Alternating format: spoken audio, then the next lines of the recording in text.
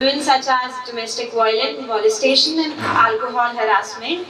Several campaigns have been carried out, such as providing employment to women to improve their economic status. In today's Times program for digital education, health and hygiene for children, knowing of their fundamental rights and information on good touch and bad touch. She is currently the secretary of Mukti Foundation and she is working for the welfare of humanity and our society. Please welcome Ma'am Rita Singh. हम उन मुद्दों पे काम करते हैं जिन मुद्दों के लिए समाज में बहुत बातें होती हैं। तो बहुत दिल से बहुत बड़ा आभार है कि इस मंच को शेयर करवाने के लिए अस्थाना साहब का, कि जिन्होंने यंगस्टर को बुलाया, क्योंकि प्रॉब्लम कहाँ है, एक जनरेशन वो, एक जनरेशन हम और एक जनरेशन आने की। बात क्या है कि योजनाओं की कमी नहीं है, चीज़ों की कमी नहीं है। होता क्या है कि किसी भी वस्तु या व्यक्ति की जो वैल्यू कितनी है, वो कितना यूजफुल है, इस पे डिपेंड करता है। ये हमारी एक परखने की कसौटी है, मतलब वो कितना यूजफुल है तब हम उसका मान सम्मान करेंगे। और औरत के मामले में हमेशा ये कहा गया है कि वो घर का काम करे, हमेशा से करते चले आए। मैं अपने दादी बाबा को, दादियों को देखा, नानी को देखा, परिवार में अगर हम रहते हैं तो हमने सबको देखा। तो साहब वो उनकी जिम्मेदारी है और करना भी चाहिए, क्योंकि स्त्री हूँ, स्त्री है वो भाई, सब कुछ संभाले है। धरती ये कहे कि नहीं साहब हम ऐसे नहीं रहेंगे, वैसे हो जाएंगे, तो आसमान हो जाएगी। धरती का मतलब है अपने आप में बहुत कुछ समेटना। जल, पतझड़, कीचड़, वनस्पति, मरुस्थल, सब कुछ तो समेटे है स्त्री। बात किस बात की है?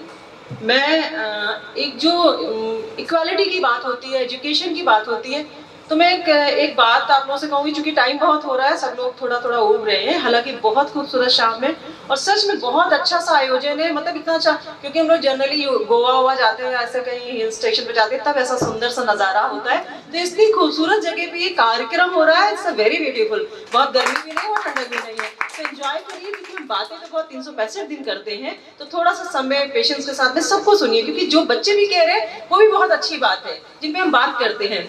तो मैं भी एक बात आपसे कहूँगी, मतलब आज का विषय सेल्फ डिपेंड होना और कितनी स्वतंत्रता होनी चाहिए, कितनी नहीं होनी चाहिए, और कहाँ तक हमें एम्पावरमेंट की बात करनी चाहिए, कितना डेवलपमेंट की हम बात करते हैं।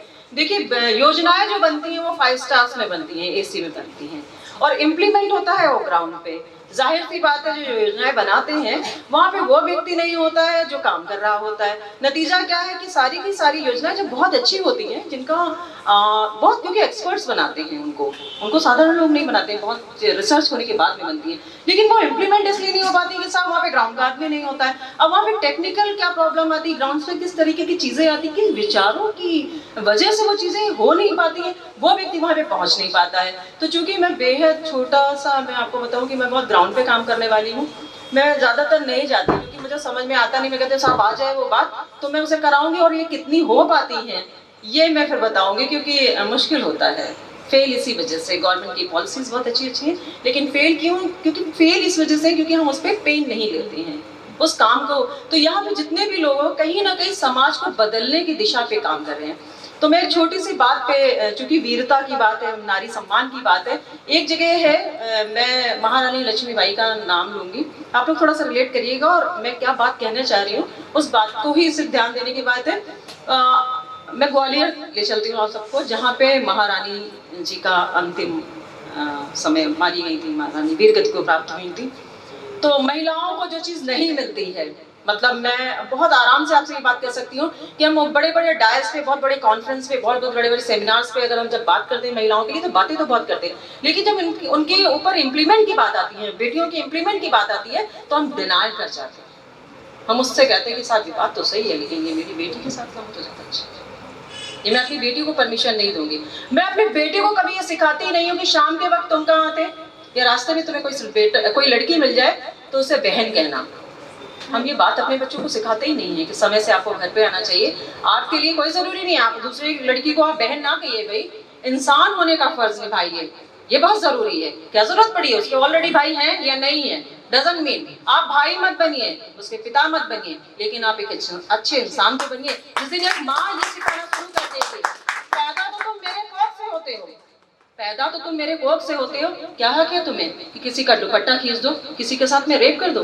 जिस दिन स्वयं ये माँ एक निर्णय ले लेगी कि मेरा बेटा अगर इस तरीके का करता है, मेरे पति इस तरीके से करते हैं, और वो उसे दंड देने के लिए उठ जाएगी ना, किसी भी तरीके की पुलिसिंग, किसी भी तरीके के जस्टिस की जरूरत नहीं पड़ेगी। तो फिर से हम टॉपिक पे आते हैं कि महारानी जी की जिस टाइम अंतिम समय उनका युद्ध हो रहा था और घोड़े ने जवाब दे दिया था। एक नाला था, अगर आप लोग ग्वालियर गए होंगे तो देखा होगा, महारानी जी की एक बहुत बड़ी सी प्रतिमा है, वहाँ पे एक नाला है।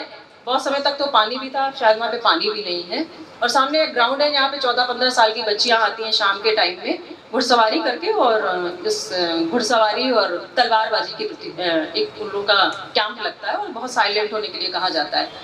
तो मैं वहाँ पे ले चलती हूँ आप लोगों को महिला की स्थिति के लिए, कि मैं घोड़े के ऊपर आ रही हूँ कि जिस क्षण उस घोड़े ने अगला कदम रोक दिया था, जिस क्षण उस घोड़े ने अगला कदम रोक दिया था, वो इंजर्ड हो चुका था, उसको याद नहीं रहा कि क्या मात्र एक महारानी उसकी पीठ पे बैठी है, क्या बेपुत्र को लिए एक लक्ष्मीबाई उस पे बैठी हुई। अगर उस क्षण साथ देने की बात है, उस क्षण उस घोड़े ने इस नाले को पार कर लिया होता तो भारत में स्त्रियों का इतिहास कुछ और होता।